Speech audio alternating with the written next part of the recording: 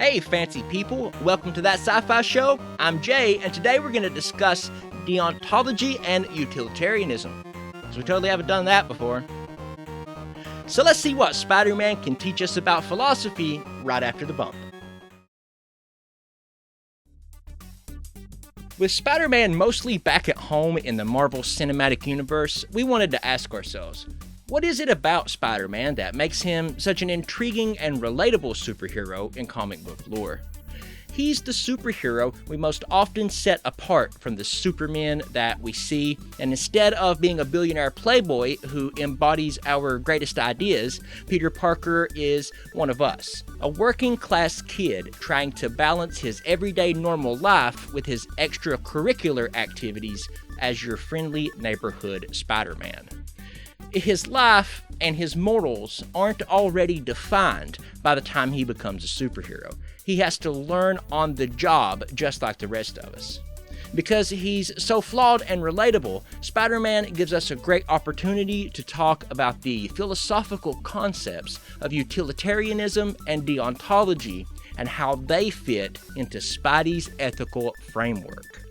Now, we all know the phrase, with great power comes great responsibility. So much so that they had to find a way to say it without saying it when they introduced Tom Holland's version of Peter Parker in Captain America: Civil War.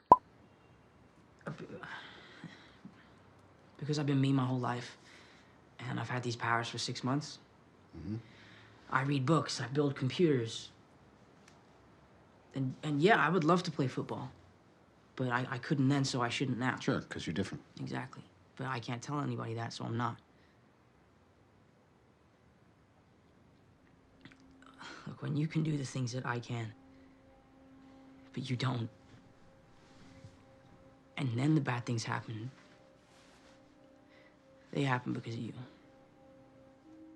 Still, it's an essential part of his character, especially because Peter is just a confused kid trying to figure out who he is in the wake of his body going through one of the most blatant puberty metaphors in all of comics.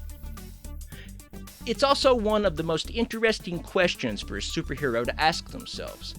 What do I do now that I have superpowers? Do I become a superhero? Can't I just be a regular person? Balancing his lives as Peter Parker and Spider-Man and the challenges that come with that is what makes Spider-Man unique as a character. He's the rare superhero, the one to actually ask himself that question.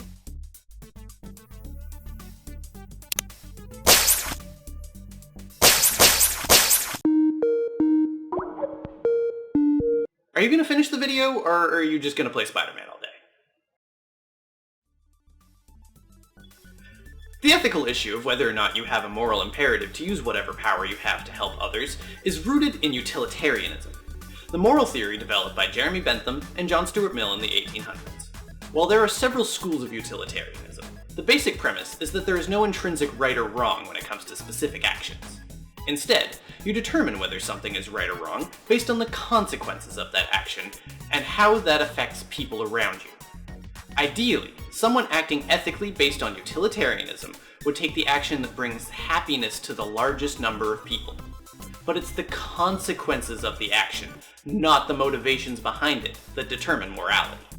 On the other side of the coin from utilitarianism is deontology, which says that the motives of the person taking an action are more important than its consequences.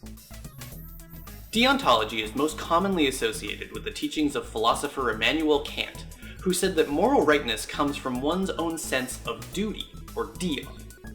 When someone does something, says Kant, it must be done from a place of intrinsic good, or good without qualification. This is the core of what Kant calls the categorical imperative. You must treat doing good as an end, not a means, and always keep in mind that you are part of a community that you must engage with and protect.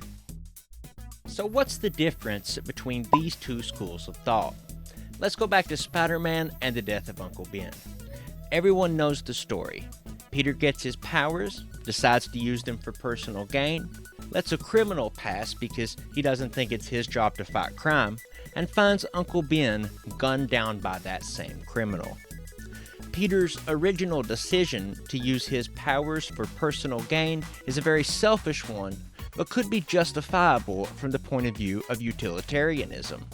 He doesn't act out of a sense of duty, but for the individual good that would result from capitalizing on his gifts. From Peter's point of view, he's maximizing utility. He'll be happier with the money he earns with his powers. Mary Jane will be happier with him. Aunt May and Uncle Ben won't have to work anymore, and so on and so forth. Stopping the criminal could put all of that at risk. And for what? The good of one man? The man being robbed? Peter doesn't even much like him. In utilitarianism, the needs of the many outweigh the needs of the few. Sorry, wrong franchise.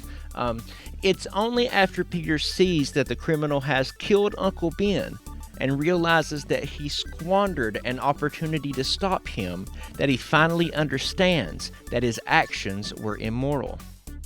From then on, Spider-Man heeds the words of his late uncle.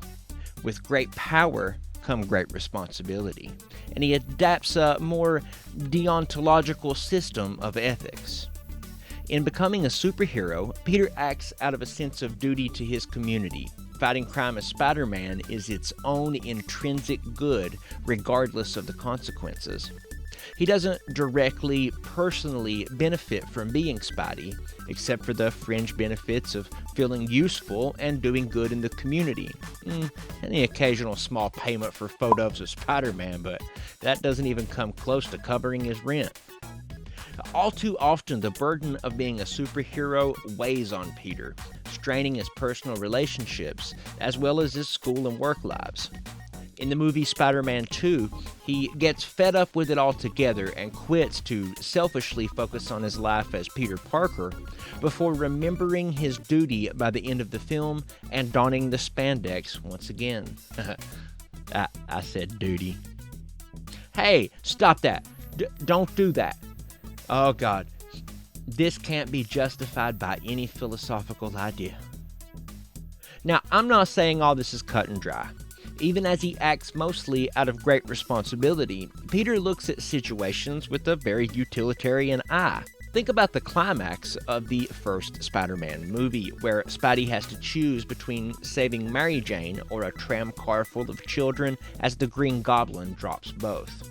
A utilitarian would choose the outcome that led to the greatest good for the most people. Luckily, Spidey is able to save the kids and Mary Jane, the most utilitarian choice of all. Killing his nemesis can also be justified by utilitarianism. While deontology says that murder is intrinsically immoral, Spider-Man looks at the moral good of the consequences of killing villains. The greater community is saved. Technically, in the Tobey Maguire series, the idiot kills himself, but we can overlook that for the sake of a good point. This is the power and the risk that rigid adherence to a philosophy can bring. Utilitarianism and deontology can both be used to justify or condemn just about anything.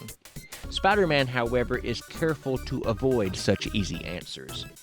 We can make a great case that Spidey lives by deontology or utilitarianism by cherry-picking our examples, and we love to do just exactly that for the sake of explaining what these concepts are. In the end, though, Peter Parker is something we can all relate to. A person in over his head doing the best that he can.